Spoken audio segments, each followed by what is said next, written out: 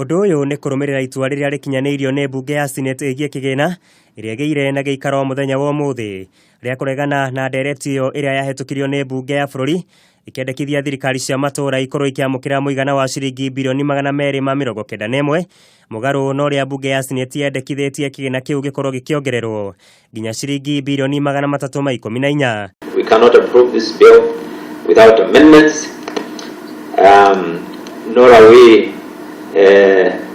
in a position to make amendments, because we did that in the last session. We submitted with amendments and it was rejected by the National Assembly. I think we'll opt for the third option, which is to reject the bill in its entirety, and so we'll have that brought to the Senate tomorrow afternoon. Mũikarĩri gĩtĩ wa kamĩtĩ ya Senate ĩgiĩ kigina Bill Okero augĩte kamĩtĩ ĩyo nĩ ĩgakorwo ĩkĩhinyĩrĩria mbunge ya Senate ĩrĩa ĩracokereria cikaro cia rũrũ rakĩa gũkanangathia gũkindĩra gĩcunjĩ kĩu kĩa watho, akĩorota mbunge ya bũrũri nĩ gũkorwo ĩgĩthoga thirikari cia matũra na njĩra ya gũcikundereria kigina.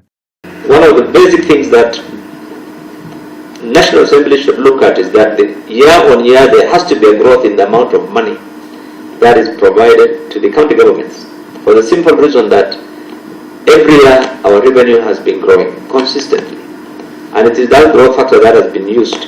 So there is no reason really whatsoever for simply saying that we will cut money to the county and retaining at national level when the Kenyans have overwhelmingly embraced devolution.